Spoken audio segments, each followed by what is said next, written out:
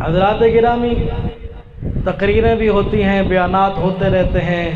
جلسے وغیرہ اکثر جگہ پر ہوتے رہتے ہیں، لوگ آتے ہیں بیان سنتے ہیں، سبحان اللہ بھی کہہ دیتے ہیں، واہ واہ بھی کہہ دیتے ہیں، لیکن عمل کی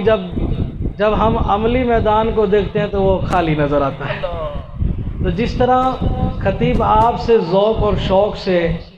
اللہ کی تسبیح کراتا ہے اور آپ سے کہتا ہے کہ سارے کہو سبحان اللہ، تو یہ سبحان اللہ صرف یہاں آپ نے کہہ لی اور اس کے بعد سلسلہ ختم، ایسا نہیں۔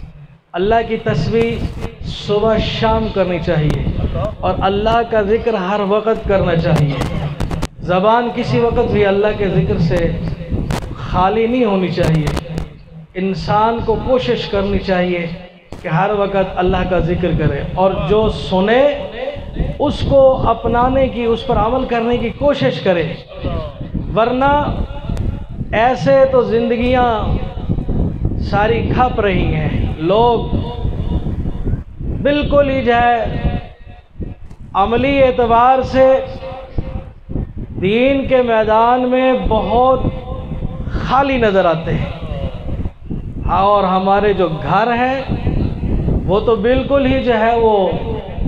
زیرو کے قریب پہنچنے والے ہیں۔ گھروں میں اعمال تقریباً ختم ہے، نماز کا سلسلہ بہت کم ہو گیا ہے، قرآن پاک کی تلاوت کا تو نام و نشان نہیں رہا مسلمان کے گھر میں۔ ناراض نہیں ہونا، کوئی پڑھتے ہوں گے اکا دکا، اکثریت مسلمانوں کی جو ہے گھروں میں عورتیں صبح قرآن نہیں پڑھتی، مرد بھی نہیں پڑھتے۔ جب مرد نہیں پڑھتے تو عورتیں کیا؟ مرد صبح اٹھتے ہیں، کسی کو نوکری کی پڑی ہوتی ہے، کسی کو دکان کی پڑی ہوتی ہے، کسی کو کاروبار کی پڑی ہوتی ہے، کسی کو سفر کی پڑی ہوتی ہے۔ ان کے جھنجال میں عورتیں جو ہے بیچاری وہ کسی کے کپڑے استری کر رہی ہے، کسی کا جوتا پالش کر رہی ہے، کسی کو جو ہے نہلا دھلا رہی ہے، وہ اسی جھنجال میں پڑی ہوئی ہے۔ لہٰذا نہ مردوں کو فرصت ہے نہ عورتوں کو گھروں میں قرآن سے جو آغاز ہوتا تھا ہمارے گھر میں، وہ آغاز قرآن کی تلاوت والا ختم ہو گیا ہے۔ لیکن باتیں ہم امام حسین کی کرتے ہیں کہ امام حسین نے سر کٹا دیا کربلا کے میدان میں، قرآن پڑھتا رہا، نماز چلتی رہی، تیر برستے رہے، لیکن مسلمان کی زندگی میں نہ نماز نظر آتی ہے نہ قرآن نظر آتا ہے۔ ہاں بھائی، اور جس گھرانے میں حسین نے آنکھیں کھولی ہیں وہ گھرانہ وہ تو قرآن والا گھر تھا، قرآن والا۔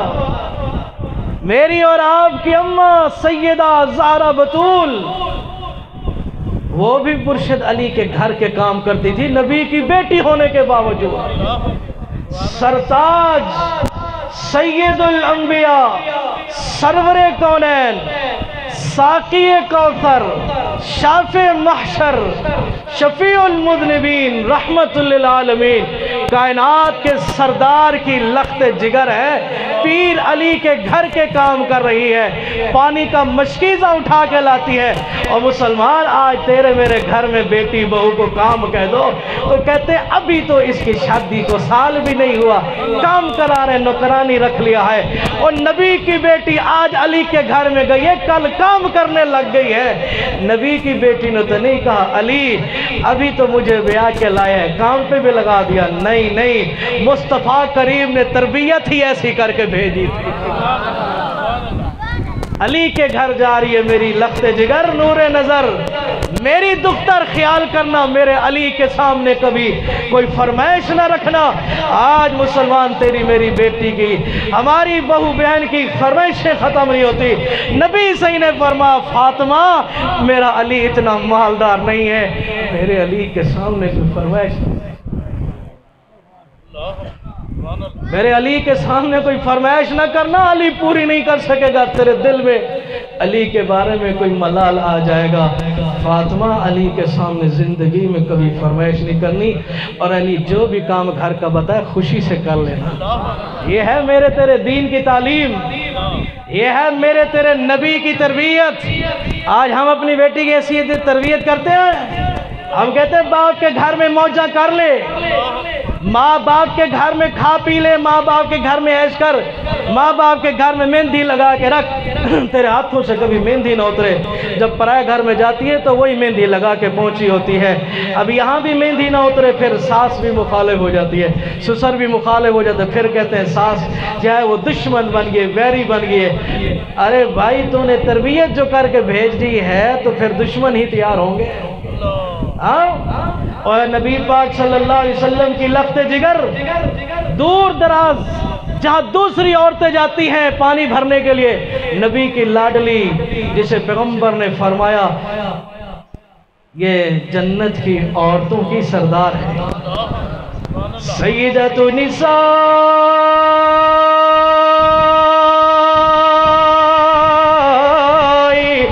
اہل الجنہ، قال رسول اللہ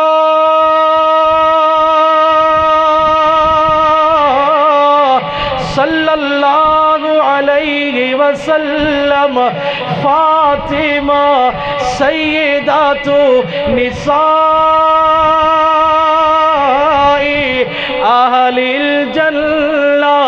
نبی ساری کائنات کا سردار ہے، اور لخت جگر کے بارے میں فرما رہے ہیں یہ جنت کی عورتوں کی سردار ہے۔ ارے جنہیں دنیا میں جنتوں کی سرداری مل گئی، جنہیں دنیا میں جنت کی حکومت مل گئی، جنہیں دنیا میں یہ پیغام مل گیا اس زبان سے، اس مقدس لسان سے جس کے بارے میں اللہ نے فرمایا وَمَا يَنْطِقُ عَنِ الْهَوَىٰ إِنْ هُوَ إِلَّا وَحْيٌ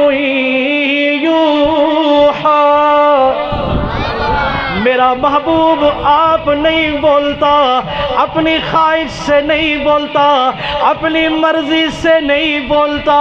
جس طرح لوگ اپنی نفسانی خواہشات کے مطابق بولتے ہیں، ہمارے محبوب کا معاملہ الگ ہے۔ وَمَا يَنْطِقُ عَنِ الْهَوَىٰ، یہاں نفسانی خواہشات نہیں ہے، یہاں پر شہوات کا معاملہ ہی نہیں ہے، یہاں پر تو خواہشات کی بات ہی نہیں ہے، یہاں تو جب پیغمبر بولے گا آسمان سے حکم آئے گا تب۔ اگر محبوب نے آج اعلان کر دیا ہے، اگر سرور کونین صلی اللہ علیہ وسلم نے آج فرما دیا ہے کہ فاطمہ سیدہ نساء اہل الجنہ ہے، جنت کی عورتوں کی سردار ہے، سمجھ لے حکم ہوا ہے، وہی آئی ہے، قاصد آیا ہے، بتا کے گیا ہے، پھر آمنہ کا لال بولا ہے۔ ہولے ہولے کہا متا کوئی پکڑ گھنے تو اکوں، اچھے آواز نہ لکھو سبحان اللہ۔ لا تحرک به لسانک لتعجل به، محبوب کی زبان ایسے حرکت نہیں کرتی، اس کے اندر جلد بازی نہیں ہے، نبی سنجیدہ گفتگو کرتا ہے، سوچ کر بولتا ہے، حکم جو آتا ہے اس کے مطابق گفتگو کرتا ہے۔ میرے نبی صلی اللہ علیہ وسلم نے اعلان فرما دیا فاطمہ جنت کی عورتوں کی سردار ہے، اور خاتون جنت کو دیکھو علی کی بیوی بنی ہے، علی کے گھر کے کام کر رہی ہے، علی کا گھرانہ دیکھو،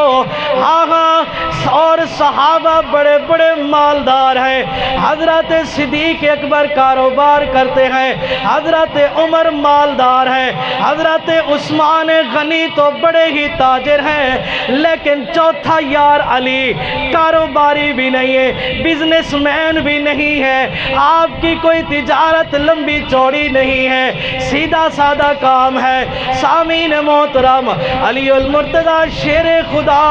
آپ کا نظام زندگی کیسے چل رہا ہے، آپ کا معاشی نظام کیسے چل رہا ہے، پیر علی، جس کی بیٹی جنت کی، جس کی بیوی جنت کی عورتوں کی سردار ہے، اور جس کے گھر میں شہزادے پیدا ہوئے ان کے بارے میں بھی الگ اعلان ہو گیا، الحسن والحسین سیدہ سیدہ سیدہ شباب